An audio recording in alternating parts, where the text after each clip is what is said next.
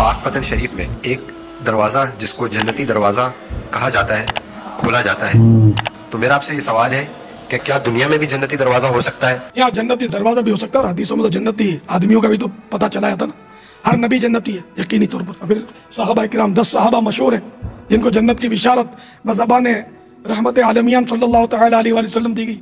پھر یہ تو قطعی جنتی، پھر مطلقاً ہر صحابی جنتی، پھر جس کا ایمان پر خاتمہ ہو وہ جنتی۔ جنتی دروازے کی حقیقت بتاؤں میں آپ کو، اس کی حقیقت یہ ہے کہ حضرت سیدنا خواجہ نظام الدین اولیاء رحمت اللہ تعالی علیہ کے بارے میں یہ منقول ہے کہ انہوں نے بیداری میں محبوب باری صلی اللہ تعالی علیہ وآلہ وسلم کی پیاری پیاری زیارت کی، اور وہ بھی اس حال میں کہ خلفاء راشدین کے ہمراہ سرکار صلی اللہ تعالی علیہ وآلہ وسلم اسی دروازے سے گزر رہے تھے جس کو آج کل بہشتی دروازہ کہتے ہیں۔ اور آقا صلی اللہ تعالی علیہ وآلہ وسلم نے ارشاد فرمایا جو اس دروازے سے گزرا وہ امن میں آ گیا۔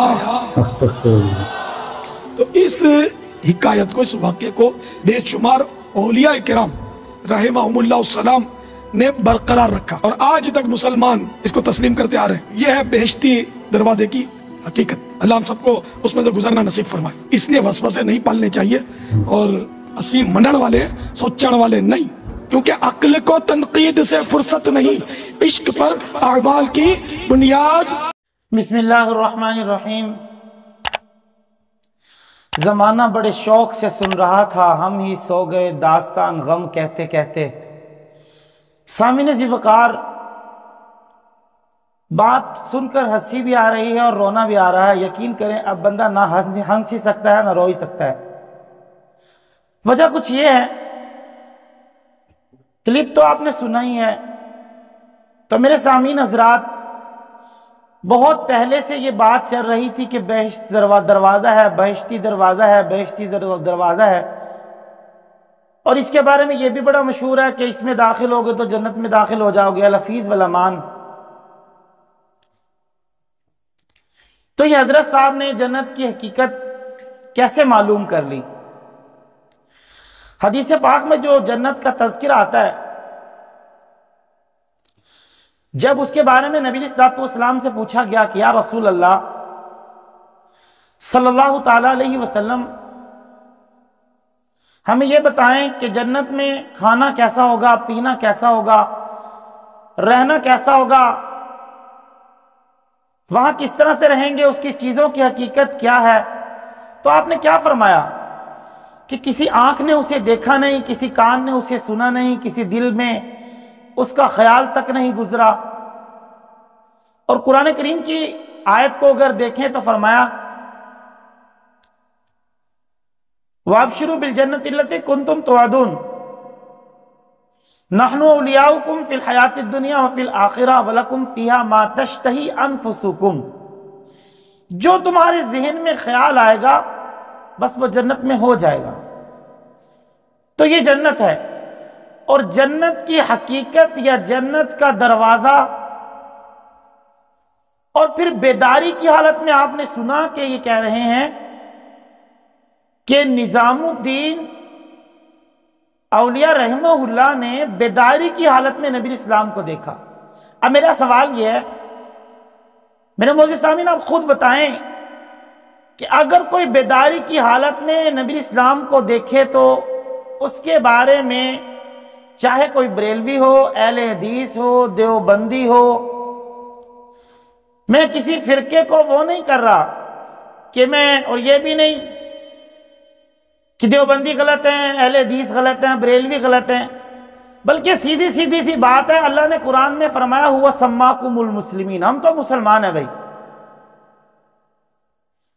تو خیر، یہ فرقے کی بات اس لیے کر رہا ہوں، کوئی بھی فرقہ ہو وہ یہ کہتا ہے کہ اگر ان کے اکابر کا نظریہ یہ ہے، آپ بریلویوں کو اٹھا کر دیکھیں تو شیخ احمد رضا خان کا نظریہ یہ ہے، آپ دیوبندیوں کو اٹھا کے دیکھیں، حضرت تھانوی، حضرت مدنی، اب اہل حدیثوں کو اٹھا کر دیکھیں تو ان کے بڑے بڑے اکابر کا نظریہ یہ ہے کہ جو نبی اسلام کو بیداری کی حالت میں دیکھے گا، بلکہ بیداری کی حالت میں نبی اسلام کو دیکھ ہی نہیں سکتا۔ ہاں، خواب کی بات الگ ہے کہ خواب میں دیکھا ہو، اور پھر جناب رسول اللہ صلی اللہ علیہ وسلم اس دروازے سے گزرے، اور آپ نے فرمایا جو اس دروازے سے گزرے گا استغفر اللہ وہ امن والا ہو جائے گا۔ پہلی بات تو یہ ہے کہ رسول اللہ صلی اللہ علیہ وسلم وہاں پاک پتن شریف میں آنا، پہلے تو یہ تھا نا کہ تاڑیاں گلنا چھپ جان گیا، پردہ پا لو گے تسی، تے ہن سوشل میڈیا تے میرے پتروں دوڑ ہے، پردہ پانا بڑا مشکل ہے۔ ہن بچے نے بھی سمجھ آ رہا ہے، ایک گل سوشل میڈیا نے اتنی تیز کرتی کہ بچہ سمجھ سکتا کہ رسول پاک صلی اللہ علیہ وسلم تے آ ہی نہیں سکتے نا۔ جب حضور آ نہیں سکتے پھر اس دروازے سے کیسے گزر گئے؟ پھر حضور نے ایسا کیوں فرما دیا کہ امن والا ہوگا؟ اگر ایسا کوئی مسئلہ ہوتا، حضرات صحابہ کرام نے جہاں اتنی روایتیں نقل کی ہیں، میرے معزز سامعین، تو ایسی بھی کوئی روایت نقل کر دیتے، اور شاہ نظام الدین اولیاء پر یہ بہتان ہے سب سے بڑا، یہ بعد میں دروازہ بنائیں گے، اس کی حقیقت کیا ہے میرے پاس اتنی تفصیل کا ٹائم نہیں ہے میرے معزز سامعین، صرف میں آپ کو بتا رہا ہوں کہ خود سوچو، میں ان سے سوال کر رہا ہوں کہ رسول اللہ صلی اللہ علیہ وسلم کیسے آئے وہاں پہ، پھر بیداری کی حالت میں دیکھا معاذ اللہ۔ یہ ساری کی ساری چیزیں، ابھی بھی کچھ باتیں میرے دوستوں کو، میرے عزیزوں کو غلط لگ رہی ہوں گی کہ پتہ نہیں یہ اکابری بزرگوں کے بارے میں کیا بکواس کرتا رہتا ہے۔ یہ بکواس نہیں میں کر رہے ہیں، سچ کہہ رہے ہیں۔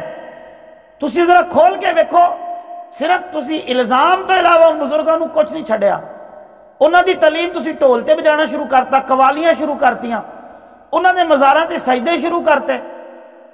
یہ کوئی طریقہ نہیں ہے میرے معزز سامعین۔ تو میں سمجھا رہا ہوں، عرض کر رہا ہوں کہ جنت، اللہ کے نبی علیہ الصلوۃ والسلام نے مختلف جنت کے دروازے بتائے ہیں، ایک پاک پتن والا دروازہ نہیں دسیا، اور مختلف دروازے ہیں۔ جیسے فرمایا کہ روزہ دار کے لیے اسپیشل دروازہ ہوگا جنت کے اندر، اور اسی طرح فرمایا کہ جو شخص نماز پڑھتا ہے خشوع اور خضوع کے ساتھ، اس کے لیے ایک اسپیشل دروازہ ہوگا جنت کے اندر۔ جنت کے تو 8 دروازے ہیں، پتہ نہیں تم نے 9واں دروازہ بنایا کہاں سے ہے، مجھے یہ سمجھ میں نہیں آ رہا۔ تو اگر اس کی کوئی حقیقت ہے تو بتائیں، ورنہ میرے معزز سامعین اور بہت سی چیزیں بیان کرنے کے لیے ہیں۔ کیا صرف یہی نہیں رہ گیا کہ ہم کسی پر الزام لگاتے رہیں اور اپنی باتوں کو بڑھاتے رہیں؟ تو میرے معزز سامعین، میں نے عرض کیا، یہ باتیں سن کر افسوس ہوتا ہے، افسوس ہوتا ہے، بالکل افسوس ہوتا ہے کہ دین کو ہم کس سمت میں لے کر چل رہے ہیں۔ تو میرے معزز سامعین، اکابر کے اور جو چیزیں ہیں ان کو بیان کی جائے، کیا وہ ختم نہیں ہو جا چکی؟ ان کی زندگی کے بے شمار واقعے ہیں، حضرت خواجہ فرید رحمہ اللہ سے ملاقات ہے، اور مزید واقعات ہیں میرے معزز سامعین، وہ بیان کیے جائیں۔